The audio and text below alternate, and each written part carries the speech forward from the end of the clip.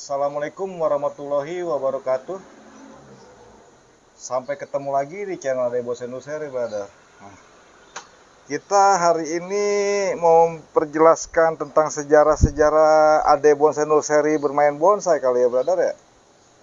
Ya, selama ini kita main bonsai kurang lebih hampir dari tahun 90-an ya, brother ya. Kurang lebih dari tahun 90-an saya udah mengenal bonsai. Saya jalan-jalan, melihat-lihat bonsai-bonsai yang ada di Indonesia ya, brother ya. Intinya apa ya? Ya, perjalanan-perjalanan saya bermain bonsai dan mengenal bonsai gitu, brother. Saya tuh dari tahun 90 udah mengenal bonsai. Bonsai itu apa sih? Kita belajar ke teman-teman, sering ke tempat sentral-sentral bonsai, mulai dari Malang, dulu di Bali, ya kan, sampai di Jakarta, di Pluit sana kan, kita sudah mengenal bonsai. Dulu waktu tahun berapa ya, 95-an lah, waktu Pesona Beringin tuh ya, di Istora Senayan lah, kita udah bermain juga tuh, udah sempat jadi panitia, ngerapi-ngerapi bonsai ya kan. 95 waktu Pesona Beringin dulu tuh, waktu zamannya Pak Ismail Saleh ya kan. Nah, selanjutnya kita jalan-jalan main lagi deh tuh. Kemana di tempat ada bonsai saya selalu hadir lah ya. Waktu di Malang, tahun berapa tuh saya udah lupa juga ya. Pertama saya main pamer di Malang, di Semarang ya kan. Surabaya, sampai di Bali. Waktu Aspak pun saya sempat datang dulu. Karena saya itu masih kecil kali ya. Ya teman-teman juga mengira saya nggak main, karena saya pernah melihatnya gitu loh, brother. Waktu Aspak di Bali. Waktu tahun 2013 saya sempat mengejar sebuah pohon santigi gitu loh, brother. Tahun 2012 lah ya. Saya pernah di daerah Sulawesi, dari mulai Selayar ya kan. Masih ke Sidrap, ke Majene, ke Mamuju, ke Poso, langsung ke Bunta. Sudah keliling mengejar-ngejar santigi itu, pohon santigi yang di pinggir pantai. Kenapa pohon santigi di pinggir pantai Sulawesi itu bagus gitu loh, brother? Karena dia punya ombak, super keren. Ombaknya aja super besar gitu kan. Sebutnya memang laut Banda dia, brother ya. Nah, mentok-mentoknya saya waktu itu ada di Wakatobi, brother. Di Wakatobi itu ada 4 pulau. Wangi-Wangi, Tomia, Kaldipa, Binongko. Di tahun 2012. Saya mengejar pohon santigi itu di sana, banyak sekali pohon santigi yang di tebing-tebing ya.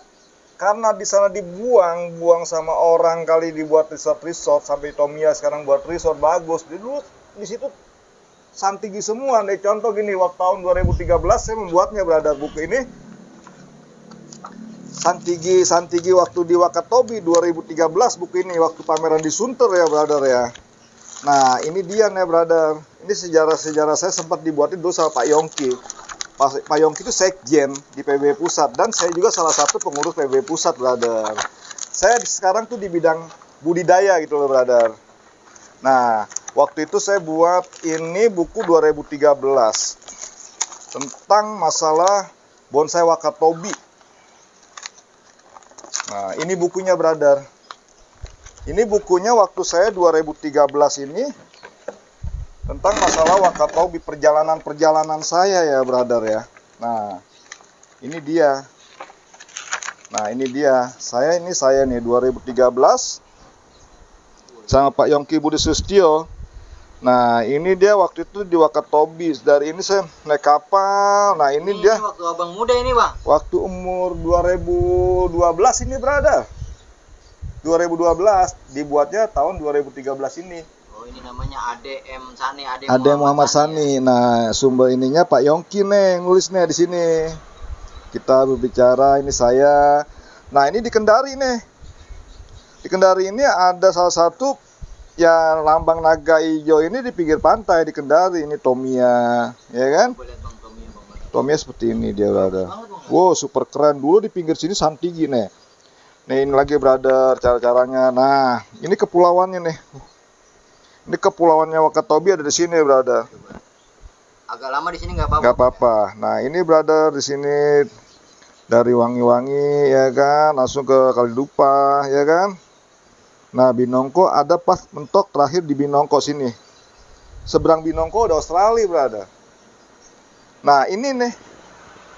Oh ini abang nyari di sini bang. Nah inilah santigi-santigi ini tempo hari banyak ini santigi-santigi ini saya nih kecil sekali ada di sini di foto waktu tahun 2012 ini.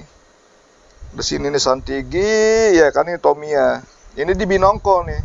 Di Tomia Binongko memang 4 pulau dia semua penuh dengan santigi brother. Ada lagi nih brother. Nah ini dia.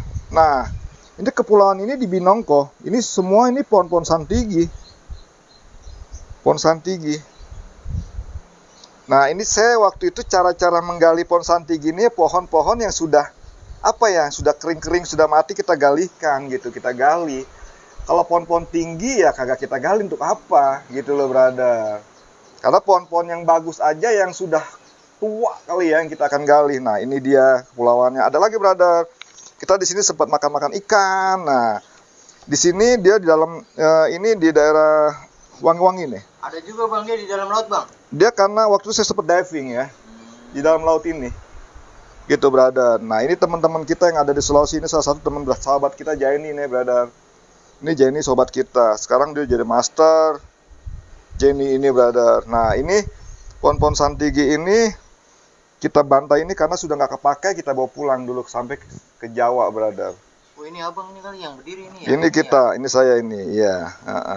Jadi kita lewat pantai, 7 hari 7 malam kita dari Wakatobi ke daerah Gresik sampai Jawa Timur, brother.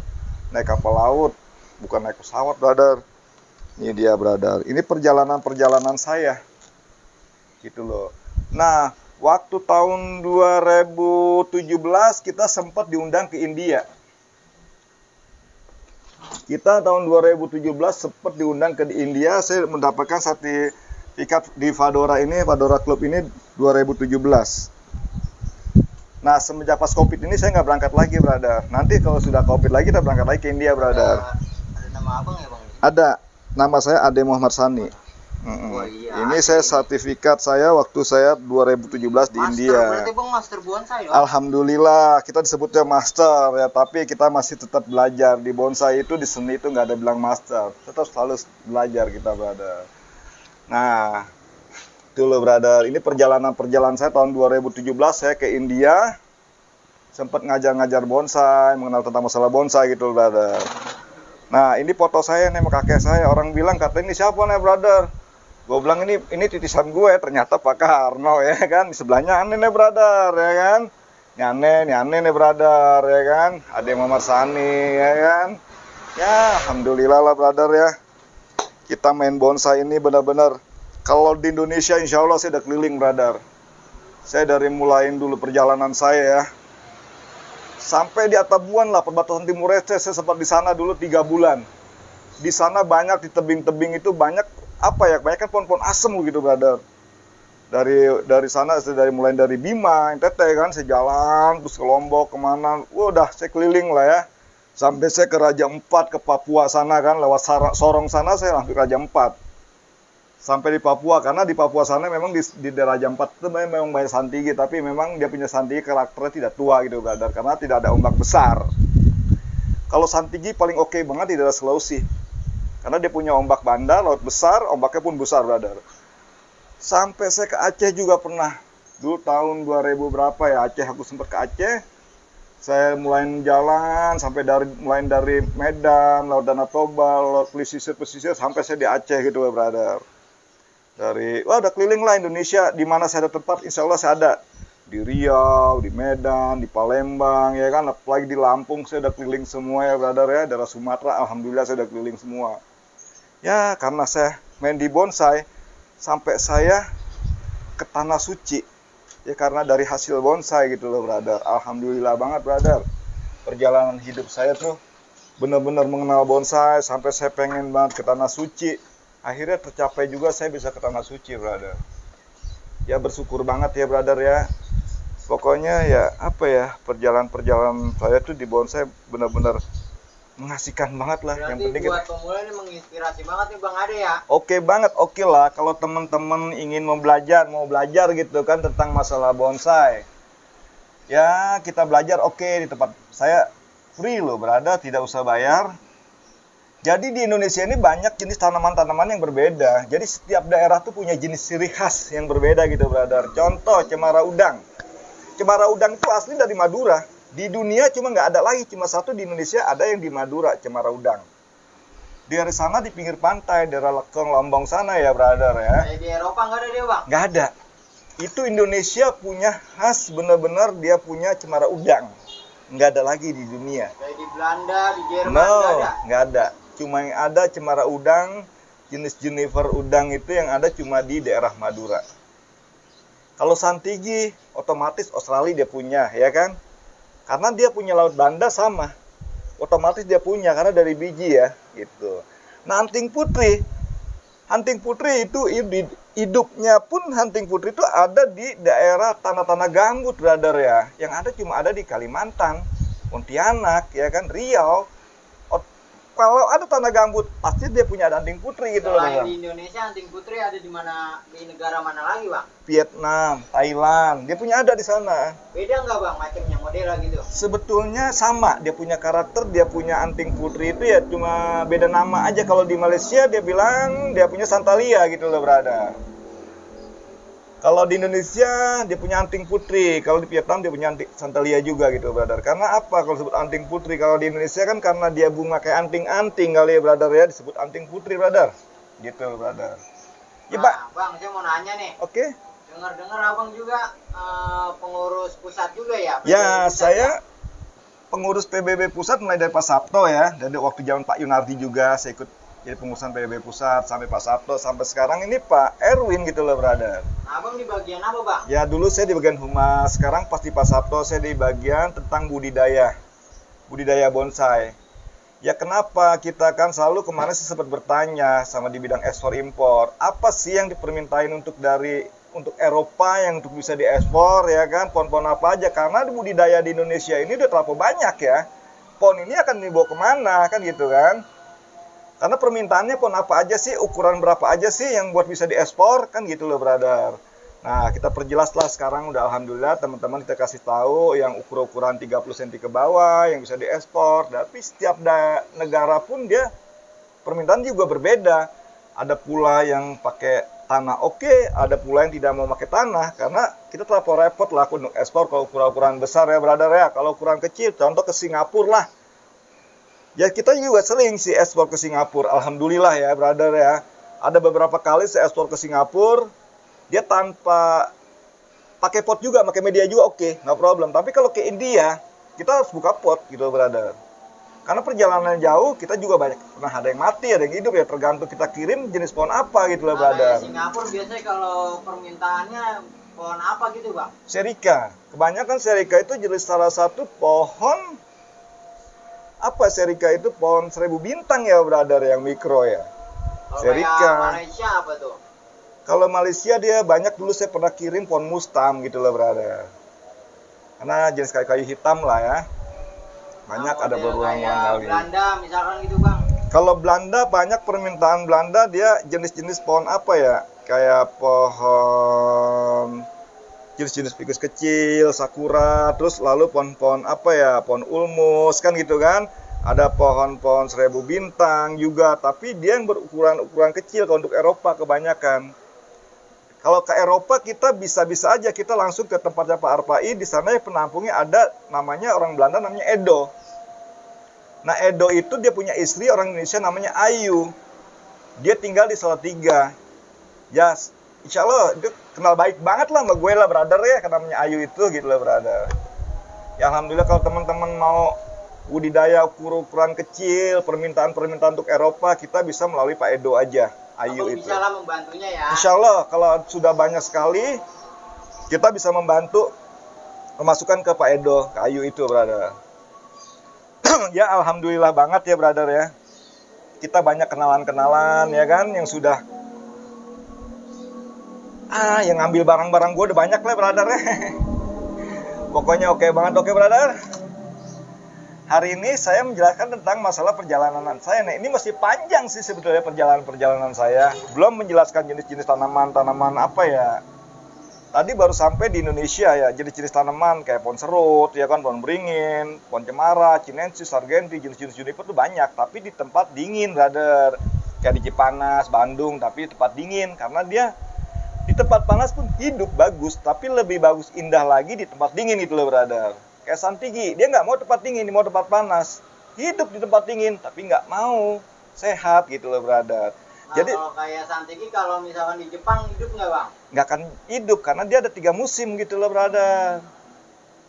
Gitu. Kalau untuk Thailand, Vietnam, dia masih hidup lah, Santigi masih oke lah, ya, brother ya. Memang pohon Santigi itu memang pohon yang paling oke banget, dia punya karakter Berarti batang. setiap negara punya ciri khas pohon masing-masing juga bang? Ya, dia punya jenis ciri khas yang berbeda. Kayak apa ya?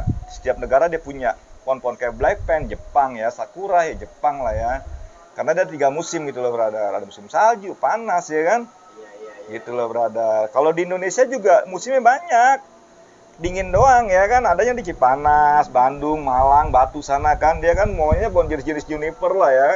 Kalau pohon asem, pohon serut di Bandung, di Cipanas ya otomatis nggak hidup karena nggak padat alamnya di sana gitu, brother. Kalau pohon serut mau di tempat panas, pohon asem mau di tempat panas ya kan. Anting putri pun kalau di tempat dingin nggak mau. Hidup memang hidup, tapi tidak berkembang gitu loh, brother. Gitu. Bang, motivasinya dong bang buat pemula biar bisa sukses kayak abang. Ya, Apa caranya gimana? intinya gini lah, brother. Kalau untuk belajar bonsai itu satu ya, kalau menurut gue cara pertama dia mengenalkan jenis-jenis tanaman. Dia punya karakter tanamannya seperti apa ya kan. Itu sih hal yang mudah ya dan gampang ya, cara nyiramnya, cara intinya menyayangi aja, mencintai karena dia makhluk hidup ya, brother ya. Dia tiap hari butuh makan, butuh minum. Pagi sore mesti kita kasih makan, kasih minum, brother. Minumannya, makanannya cuma air. Paling sebulan sekali kita kasih media tanam, apa pupuk-pupuk apa ya, pupuk kesukaan dia nih, apa kan gitu loh, brother. Kita kasih tiap bulannya gitu loh, brother. Kalau minum pagi sore memang harus dikasih minum. Karena inilah makhluk hidup yang lain habitat sama kita gitu, brother. Kita bisa berbicara, dia tidak bisa berbicara. Otomatis dia akan sehat dengan sendiri. Tapi lu benar-benar kalau melihara tanaman itu benar-benar ibadah untuk bagi gue ya. Karena dia mengandung hal duanya untuk oksigen untuk manusia, brother. Berarti abang susah senangnya di dunia bonsai ini udah ngalamin bang ya? Oke banget, emang sudah ngalamin. Kenapa saya bisa terjun di bonsai? Karena ada jawabannya kan, ada alasannya kenapa, bang, brother. Lu kok mau terjun di bonsai? Gini loh, brother. Waktu kita keluar negeri, gue pernah ke Jepang. Belum nggak lama sih ya, brother ya. Gue lihat rumah di sana kecil-kecil, brother.